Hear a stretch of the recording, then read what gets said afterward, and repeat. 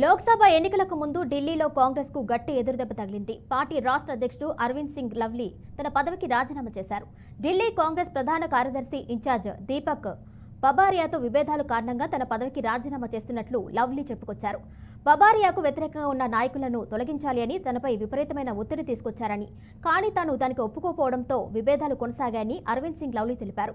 అలాగే బాబరియా నిర్ణయాలు నచ్చకపోవడంతో చాలా మంది కాంగ్రెస్ నేతలు రాజీనామాలు చేస్తున్నారని తెలిపారు.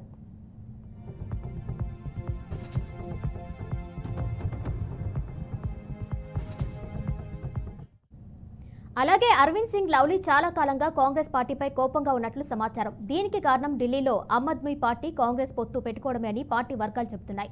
ప్రస్తుతం ఇదే విషయాన్ని అతను తన రాజీనామా లేఖలో రాశాడు. ఇక గతంలో షీలా ప్రభుత్వంలో 12 ఏళ్ల పాటు మంత్రిగా ఉన్న రాజ్ కుమార్ చౌహాన్ టికెట్ రాకపోవడంతో కాంగ్రెస్ కు రాజీనామా చేశారు. నార్త్ ఈస్ట్ ఢిల్లీ సీటు ఆశించిన రాజ్ కుమార్ చౌహాన్ కు టికెట్ రాకపోవడంపై ఆయన ఆగ్రహం వ్యక్తం చేస్తూ పార్టీకి రిజైన్ చేశారు.